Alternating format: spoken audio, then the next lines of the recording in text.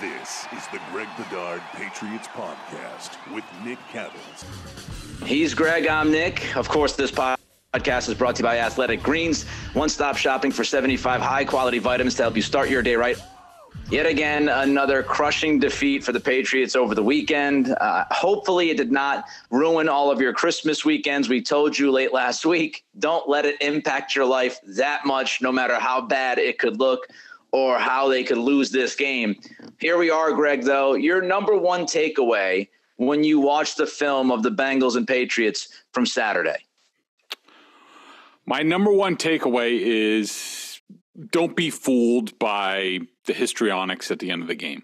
The bottom line is this is just not a good football team. The Patriots had something to play for, especially after the way the Raiders game ended. That was a game they should have won. They didn't win. They come home the day before Christmas. A good opponent is coming in, someone that you could sort of, strut your stuff against and say, hey, we're not as bad as everybody makes us out to be. And what do the Patriots do? They're just completely awful in all three phases, including the Pilardi drop punt. I mean, the defense just comes out and 5 plays, they go right down the field and score. The Bengals just did whatever they wanted to in the first half defensively, and really into the second half, and then, sort of circumstances dictated certain things. And offensively, they didn't even cross into Bengals territory till the end of the third quarter.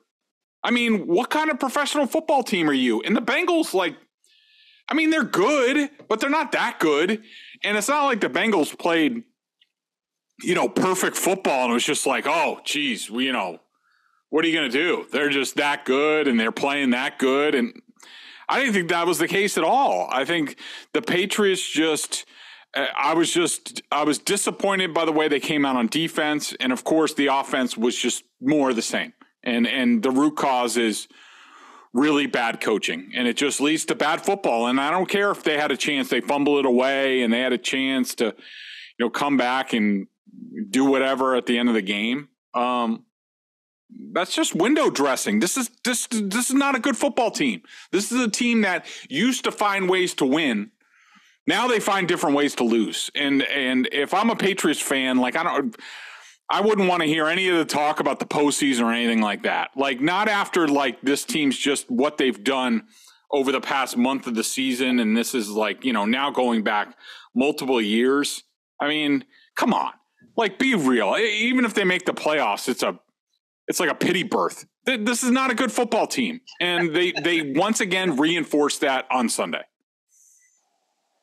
That was an embarrassing, horrendous first half in every single facet that you could imagine.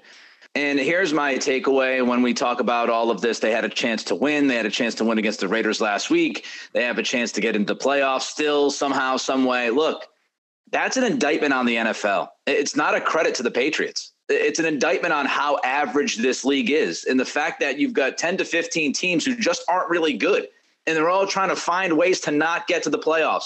And the Patriots are leading that pack. They're not a good football team. Don't fall into this idea that they are a good football team. What do your eyes tell you? What do people like Greg and Kurt Warner and Dan Orlovsky and a lot of other guys who watch the film, and women like Mina Kimes, what do they tell you about this team? This team is not good. The only reason they're sitting here at 7-8 with even a chance of, quote unquote, being in the hunt is because the league, for the most part, stinks. You've got 3 or 4 teams that seem like legit contenders. You've got the next 10 to 12 teams, if that are just kind of muddling away. And then you've got the truly sucky teams. Now, fortunately, the Patriots are not one of those truly sucky teams. They're just bleh. And that's what they've been. And coaching-wise, Greg, I agree with you. You're doubling Boyd and you're going one-on-one against Chase and Higgins. Please tell me why. It makes no sense to me. Oh, could you imagine that Marcus Jones is going to get out-jumped for a football by a guy who's, 6 to 8 inches taller? The same offensive stuff that we've run through. It's the same thing. It's Bill Murray and Groundhog's Day. You're rolling over in bed, punching the alarm clock, hoping that this day ends because you're sick and tired of watching a Matt Patricia awful offense. And that's what it's been. one thing before we get into like the biggest issues of this team, Greg, the Ramondre Stevenson fumble. I thought the whistle should have been blown. Forward progress. I don't think it was as egregious as some think. I do think his forward progress was stopped. I do think the whistle should have been blown, not to excuse the fumble, try to hold on to the football. But what did you see? And did you think that it was a miss by the crew? Yeah, at first in the moment live, that was my immediate thought. I was like, wasn't forward progress stopped? Couldn't they have ruled that? And, the more I've watched it, I understand why they didn't call it. Because, Ramondre's just trying to make a play. And how many times have we seen it? It seems like more than ever now in today's NFL, where you see a guy gets bottled up and then all of a sudden he doesn't give up on it and the backside's open and now all of a sudden he darts through for a touchdown or a big gain. Like, it seems like we see that all the time now, where really when we were kids, Barry Sanders was like the only guy who ever did that. But now it seems like on the regular. Ramondre got knocked back and he could have just given up on the play. But I think, the officials let it go for a second. Then he stuck his foot in the ground and he went forward. And that's when the ball popped out. So I understand them. I think, they've been taught, hopefully, and it's not always executed this way, to eat the whistle a little bit because, replay can always overturn things, especially on turnovers. I don't think replay could really stop that. That's more of a judgment call. Where I stand on it is I wouldn't have had an issue either way. If they would have ruled in the Patriots' favor and said forward progress is stopped, I wouldn't have had an issue. I don't have an issue with them not blowing it dead. And there's probably some discussion among people. I don't know, Nick, you probably hear it more than I do, about sort of the way the Patriots managed that end of the game there. I'm sorry. I know the Patriots are a grenade offense and you were just waiting for something bad to happen, because something bad is going to happen with this offense. It's just a matter of time. And in general about the offense, like you said, it's just you're looking for various layers of, or various multitudes of how much are they going to suck this week? Like, is it going to be really bad? Are they going to suck a lot, or are they just going to suck a little bit? That's pretty much what we're into at this point. But I thought, even with the problems that they have on offense, I thought the Patriots managed the end of the game exactly the way they needed to. You still need to manage the game. You need to understand that Joe Burrow and those guys are on the other side, that if you leave them any time, you're going to lose. It's like going up against Brady and the old Patriots. So I have no problems with what they did. Just, Ramondre instincts took over, sort of like the week before, and cost the team a potential victory. Yeah, it's just tough. I'm sure, a lot of people looking at this. I saw, Booger McFarland tweet out, say that should have been forward progress stopped in New England. Wow. Mina Kimes tweeted it and said, looks like New England got jobbed 2 straight weeks. It is difficult to look at these at the end of these games. And, last week we said, hey, you said, Greg, the Keelan Cole touchdown, like I wouldn't have been upset if it was ruled that he was out of bounds. I wouldn't be upset if he was ruled inbounds. And now you get this where it's like, I wouldn't have been upset if it was forward progress. Now, it's just unfortunate for the Patriots that both of those calls that, hey, could have gone either way, both went against them. And you could argue the other side with both of those calls. But really, I mean, when you look at it, and I agree with you, I don't have any problem with the way they managed the clock and how they managed the game. I thought they were doing it exactly right, as a matter of fact. It's just the fact that, like, this team even had a chance. And I think I hope people realistically look.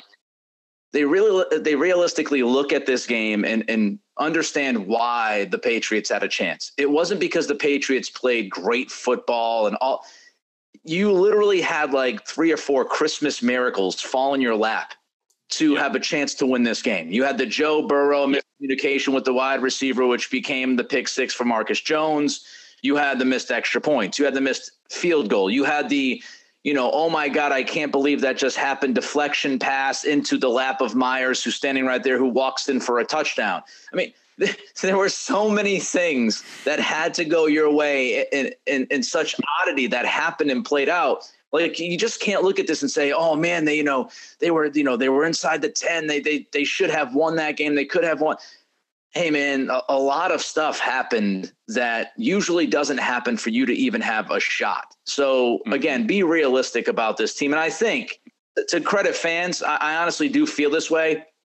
I feel like this year that a lot of fans are being realistic about this team. I think a lot of people watching this team understand they're not very good. And, I had that poll question up there a couple of weeks ago about, would you rather see them lose out after that Raiders loss, get a better pick and put some pressure on Belichick? And again, almost 70% of the people said yes, lose out, because I think people understand that this team's not very good. With that said, let's kind of dig a little deeper.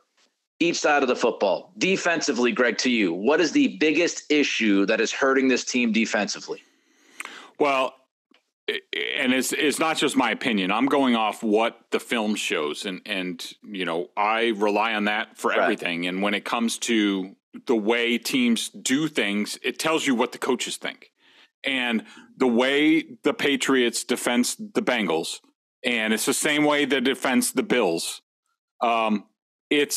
they don't think they can cover well enough in the back end. They just play a lot of zone. They lay off.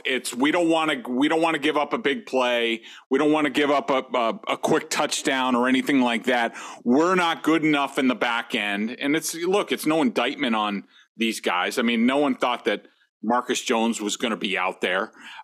He shouldn't be out there. That wasn't the plan. I mean, he's like the fourth guy out there after Jalen Mills and Jack Jones, and I'm sure there are other guys who they wanted to be out there, and they're left with him. But I think you just look at where they are. I mean, just look at the drop off, Nick, from say like the 2014 Patriots, where you had Revis on the outside, you had Browner that you could match up with whoever, and I forget, was Jonathan Jones the slot back then? I don't think he was, but anyways.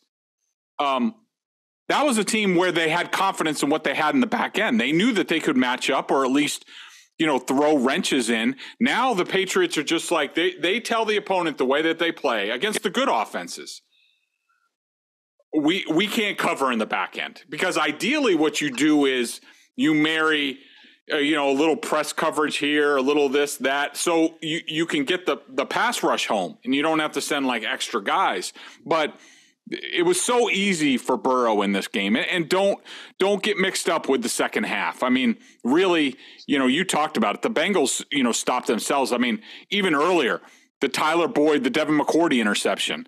That's Tyler Boyd stopped. Burrow thought he was going to keep going. That's why that interception happened. The Bengals also wanted to run a little bit more clock. First drive of the second half. Salute to Carl Davis for standing up the center on the 3rd and 1. The Bengals picked that up. They're probably still going. The pick six came after a holding penalty. And then, like you said, Burrow and Chase just didn't see it the right way. And I do credit, though, it wasn't just, watching it back on film, it wasn't just Marcus Jones sort of getting lucky. He made a conscious decision, and I don't know if he saw something in film, because really the way the defense is supposed to be played there, and say like if Sean Wade was out there or gave up a touchdown on his one snap in this game, bumbling and tripping over himself in the end zone.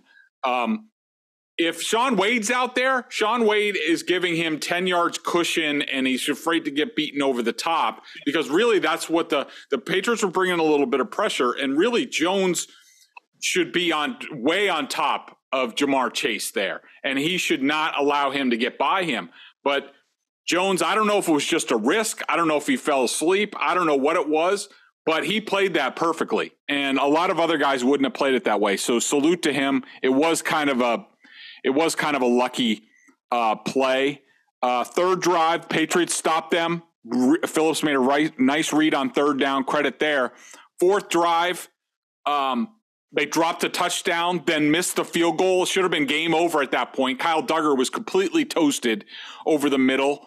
Irwin dropped the pass.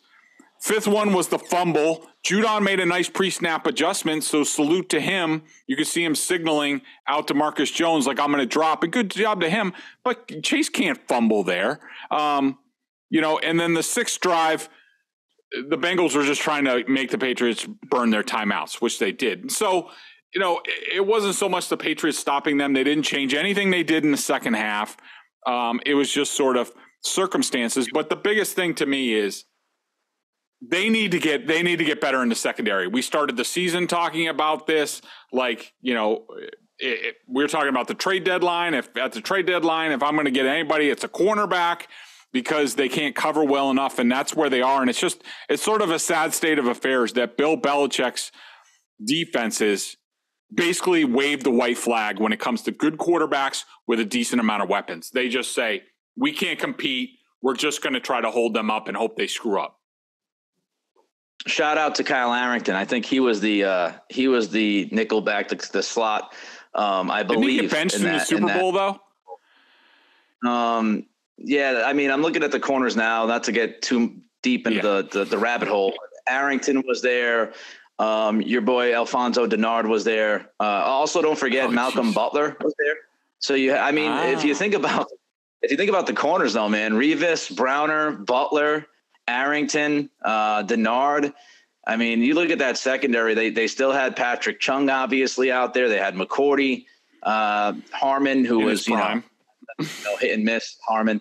But so that was the secondary. Look, you look at the cornerbacks, and I remember the beginning of the season, the first 6 or 7 weeks, you and we said, man, Jonathan Jones is playing his tail off. Like if you looked at a lot of these statistics and the analytics, and when you watch the film, he was off to a really good start. And now as he's played better teams and better receivers and better quarterbacks, he's fallen off a cliff. And so, at first, the first month and a half, we said, hey, man, maybe Belichick knew, maybe that tip of the cap to Belichick. He knew Jonathan Jones was better than we thought he was going to be. Not to say that he's a bad football player. Well, let's not give the tip of the cap, because I think we've now seen against good competition and good quarterbacks, Jonathan Jones is not anywhere near a top cornerback. On top of that, you get the Mills injury, you get the Jack Jones injury. I think Marcus Jones, to me, has been a revelation in some way because he's playing all three phases. And I think, if there's some positives or silver linings to take from what we've seen this year, Marcus Jones is one of those. I think given the circumstances and what they've asked of this guy, I don't know if you could expect him to be any better than he's been. I think he's been mostly terrific, again, relatively speaking. But the thing that bugs me is we all knew, look, you can say they got their young cornerbacks and Marcus Jones and Jack Jones. Okay, true. The biggest issue I have with the cornerback position is the fact that they held on to Shaun Wade. And it's obvious this dude's not an NFL cornerback. We said it a week or two ago that, he gets beat on the crosser and he looks like he's running in quicksand. The Ravens, one thing the Ravens do, and they do plenty of things really well, not offensively so much, but the things that they do well defensively, one of those things is that they do a great job at identifying cornerbacks and being able to kind of develop those guys. They've done it over years. They're not always perfect at it, but the fact that they were so quick to pull the trigger on that Shaun Wade trade, should have told you that they saw something in that guy that, okay, he's not what he was a couple of years ago at Ohio State. He's not going to be good enough. And I feel like the Patriots held on to Shaun Wade, not because they thought Shaun Wade could help this football team tangibly. They held on to him because they traded for him. And I don't think Belichick wanted the egg on his face and said, okay, let's carry him over for one more year. Every time he's out there on the field, he's a mess. So, I mean, he's wasting a roster spot to me. He hardly plays, and when he plays, he stinks. So, maybe you should have looked at trying to add to the cornerback depth and try to bring somebody in, whether it was via the draft or however, to try to bring somebody in who could help you depth-wise just in case. Because right now, one of your corners is just a waste of space. With all due respect to you, Shaun Wade, congratulations, making the NFL and all that stuff. You play more in the NFL than I will ever play in the NFL, but he's just not good. And so that's a waste of a spot to me. And when you talk about taking pride in the 53, I just don't get it. I don't get,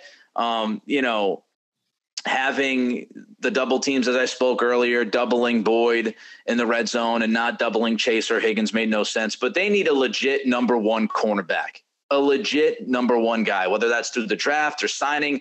Even if Jack Jones develops and he develops into, let's say, a top 2, you still need that dude. And then you can slide, I think, Marcus Jones inside. And if you have a legit number one, Jalen Mills, Jack Jones, and Marcus Jones, you feel pretty good about it. But right now it's not good enough. Offensively, same question. What's the biggest thing that sticks out to you, Greg, amongst, I'm sure, many things that can stick out to you about this offense? Let's talk about that after I tell the good people about Athletic Greens. I started taking AG1 because I wanted to make sure I was getting all the vitamins and nutritional supplements I needed in one place. Now I've been on it for 6 months and I love it. It doesn't taste like it's super healthy. It has kind of a mild tropical taste, a little minty, and I actually look forward to it each morning. So what is this stuff? With one delicious scoop of AG1, you're absorbing 75 high-quality vitamins, minerals, whole food source ingredients, probiotics, and adaptogens to help you start your day right. This special blend of ingredients supports your gut health, your nervous system, your immune system, your energy, recovery, focus, aging, all the things you're looking for. I'm telling you, when I take it, it feels like I've had like a energy shot. Everything is on point. I take it first thing in the morning. Now it's part of my routine, and I'd be lost without it. I love how it contains less than 1 gram of sugar, no GMOs, no nasty chemicals or artificial anything, while still tasting good. Right now, it's time to reclaim your health and arm your immune system with convenient daily nutrition. It's just 1 scoop in a cup of water every day. That's it. No need for a million different pills and supplements to look out for your health. To make it easy, Athletic Greens is going to give you a free 1-year supply of immune-supporting vitamin D and 5 free travel packs with your first purchase. All you have to do is visit athleticgreens.com/Bedard. Again, that's athleticgreens.com/Bedard to take ownership over your health and pick up the ultimate daily nutritional insurance. So, Nick, on the offense, I'm looking forward to the season, man. Just so my blood pressure can regulate. I can't tell you how sick and tired I am of watching this offense on film. I mean, it's the same crap over and over again. I mean, here's the thing. Mac Jones played really well in this game. And, he threw the ball really well. But it's just stupid fundamentals and just not being together and, just for instance, and I'm sure some people on Twitter have seen Dan Orlovsky tweeted it out. I think you were hinting at it. The first 2 third downs of the game. On the first one, Jonnu runs into Hunter Henry. Jonnu's not supposed to be there. He's supposed to cut across. He runs into Hunter Henry, hurts him. Okay? That's tight end number 1 down. There's $12.5 million gone, probably for the rest of the season. The second third down, now Kendrick Bourne runs the wrong route and runs the defender right into Jonnu Smith, who pops him, and Jonnu Smith has to lead with a concussion. Now he's probably out. That's another $12.5 million not in your lineup, just because of stupidity and bad coaching. Because as Dan pointed out on the play to, excuse me, sorry, that was wrong. The Jonnu Smith play was later, but the second third down was Mac Jones gives a signal to his receivers, and it looked like Jacoby Myers was supposed to step back, catch the ball, and then go. But guess what? Jacoby Myers isn't looking at Mac Jones, doesn't see the signal. So when Mac goes to throw it to him, he's like, "Oh crap! Now what do I do?" And he takes a 0-yard sack. Let's see what else. There was a in the second quarter, there was a 1st and 10 play. And this drives me absolutely insane. So the Patriots set up, they bring in their heavy package. They bring in Kajust as the 6th offensive lineman. They go heavy. They're signaling to the defense, we're going to run. We're going to run it. But guess what? They run play action, and Mac gives a good play action fake, and this is their normal bang action. Jacoby Myers is supposed to go up, cut in, boom, catch it, 20-yard gain. Here we go.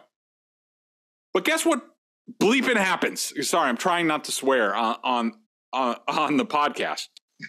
But guess what happens? So Mac's going through his play action, and guess what Jacoby Myers is doing? He's hopping all over the place, trying to throw people off. But not just one. Then he gets to the top of his route, and he does it again. Meanwhile, Mac's waiting for him to turn around so he can throw him the effing ball because he's open. But instead, Jacoby Myers is dancing all over the place. That is a route. I have been watching this route for 20 years. There is not room for improvisation on this route. That is a timing route. Run the effing route right.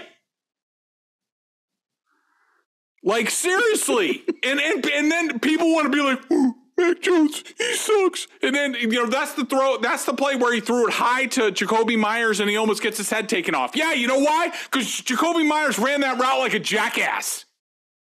Like, this stuff goes on all the time on this film. Let's see. 3rd and 5. There's a 3rd and 5 play in the first half. And they know they have man coverage. They're running a little right. They get Jacoby Myers behind Jonnu Smith. And Jonnu Smith is supposed to run up the field, basically run a rub route for him. Of course, he doesn't run that right. And then it's because you have Jacoby Myers there. Other teams have like Tyreek Hill there, who's like, woo, woo, woo. Then he catches the ball and he goes 80 yards for a touchdown. Instead, Jacoby Myers is too slow and the pass gets either broken up or he gets tackled right away short of it. I think maybe that was the play where Belichick punted on 4th and 1 when they're down 15-0. And then the other 3rd down, Strange gets his ass beat for a sack. Like, that's your first half offense. And the quarterback has nothing to do with any of that. Like, so, and then Mac in the second half played really well. There were some unfortunate plays. The sack that you talked about down at the 2-yard line, that was looked like Kevin Harris, the rookie, didn't block that right. Like, it's just a disaster. And if you come out of that game and you say anything about Mac Jones, you are a friggin' idiot. You don't know anything about football. Turn this podcast off right now. Unsubscribe because you don't know anything. I'm just sick of this stuff. Like, stop making excuses for Belichick and his bad coaches. Stop blaming the quarterback. Other games you could. This game, no. Mac Jones played well in this game. It's just they're a freaking disaster on offense all the way around. And I give credit because Mac's doing the best job that he can. He did a good job in this game. Kendrick Bourne did a good job in this game because guess what? They actually decided to play their best wide receiver who can actually get open and the quarterback trusts somewhat. Whoa. All the wonders. I mean, Jesus. Like, this season cannot end soon enough. And here's the thing. People are getting geeked up about the playoffs. Guess what, Nick? This would just be so typical of this stupid effing season of this football team that they go through, they beat Teddy Bridgewater, and Josh Allen doesn't play in the last game, and they win that game. And guess what? They go through the whole season beating one starting quarterback named Jared freaking Goff. Like, seriously, just end this season quickly, please. And let's just move on so they can rebuild and actually be a real football team this year because they are not a real football team right now. All right, I'm sorry. I just got that out of my system. That was impressive. No, that was talk about a jolly part of the year. My man, Greg, that was well done. Look, there's not much to add to that. I will just say a couple of things. They stink offensively. That I have ranted in the weeks leading up to this pod. Greg just got that off of his chest. They stink. Everybody sees it. And if you don't see it, we can't help you at this point. They need an offensive coordinator badly. They need probably a quarterback's coach badly. Move Joe Judge to special teams where he's really good. Move Matt Patricia to the defensive side of the football where he is better. Find somebody who can run your offense and not have it look like this. They also need a wide receiver, one that can actually separate consistently and draw tons of attention. They also need probably both offensive tackle spots figured out. That's what they get. 2 legitimate offensive tackles, get a credible wide receiver, one who can separate, and get an offensive coach, offensive mind that can run this offense and help rebuild Mac Jones. And for those who were chanting Bailey Zappi on Saturday, because there were enough of you that you could hear it a little bit when watching the game. Shame. We revoke your fan card. That's right. I'm taking your fan card from you. You don't deserve a ticket to that game. You don't deserve your fan card right now. We are revoking your privileges to be a Patriots fan if you are watching this offense and chanting for Bailey Zappi.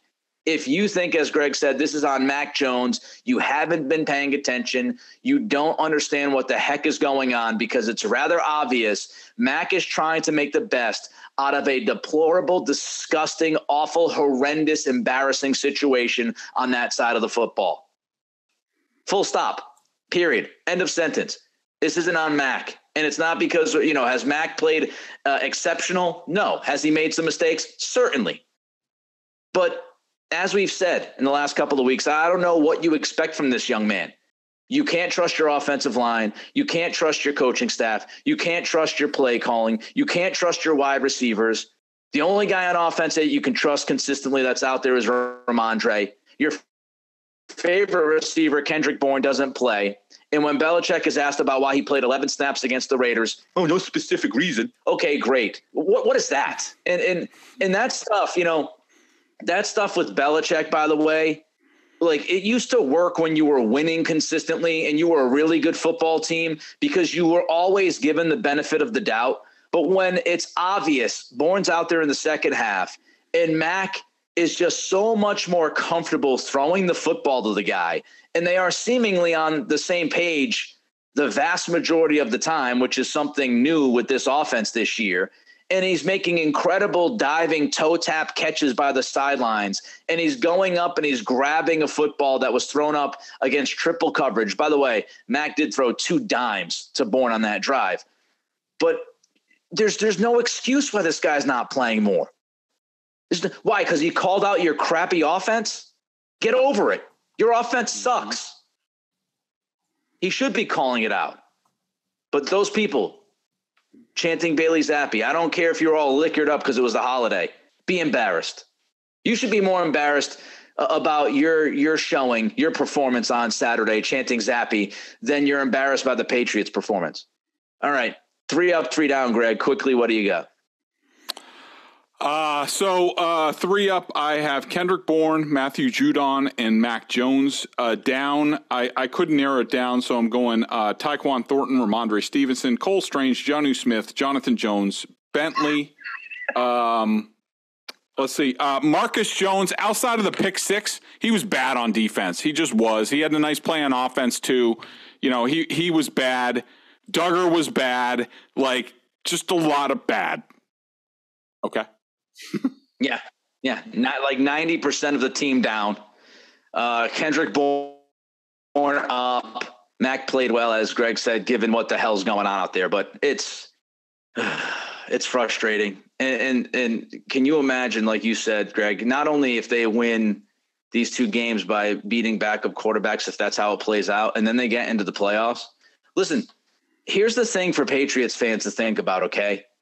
It's not about this year. And I know, fans want teams to win, and they get up every weekend. They spend their whole week waiting for the next game, and you want to see your team win because that's the natural feeling of a fan. You're a fan because you want to root for teams that win and you want championships and all of that. At this point, when you're watching this, I just want you to think about one scenario. If they backdoor their way into the playoffs this year, if they find that way to do it, I want you to think about that might, and I'm not saying it's going to, but that might give Belichick credence in his mind to keep things the same. He will have some kind of argument, even though we will think it's delusional. He can say, hey, look, we won 9 games back-to-back years in the playoffs. Some of our draft picks have hit, yada, yada, yada. What you want right now is you want change. You want significant change. And the easiest path to significant change is this team losing the next 2 weeks, finishing 7-10, realizing they weren't good, understanding offensively it was a disaster that was all orchestrated by Belichick, and that they need to hit the reset button on that side of the football. So the quickest and easiest way to getting that done is them not backdooring themselves into the playoffs. You want to start this offseason as soon as freaking possible. BetOnline.ag, we still got the member question of the day from one of Greg's readers at BostonSportsJournal.com. CC877 and a bunch of other numbers says, we play Tampa 2 now? We never played much of that in previous years. I thought we played cover 3. I could be wrong, but I don't remember us playing much robber either. Patriots have always played a lot of robber, a lot. It's like their favorite. So that's the one high safety, and then they drop down the other one to sort of selectively double a guy depending on formation and also personnel. The Patriots have always had Tampa cover 2 in their arsenal. They often use it in longer yardage situations. They often use it in the red zone. Teams are starting to go after that now. The Raiders hit them with the Waller touchdown. You had the first Irwin touchdown. You had the drop, Irwin touchdown. So teams, they're going to have to change some things up because teams are going after the middle of the field, the deep middle of the field against them. And McCourty is no longer as fast as he once was. But I will say it's related to what we were talking about earlier. The Patriots are playing more of it now because they're not talented enough in the back end, and they know it. They can't defend the upper level offenses, quarterbacks, weapons in this league. So when they can't do that, they play a lot of zone. And, Tampa 2 should give you, in theory, more chances to get your hands on balls than, say, cover 3. But, yeah, the Patriots are playing a lot more of it now, and it's because they don't think they can cover. And I don't disagree with that. He's Greg. I'm Nick. Of course, you can listen to the pod twice a week during football season, brought to you by Athletic Greens. We're back later this week to preview the Miami game. Until then, I don't know, lick your wounds, try to fight through this. Hopefully, you all will be well.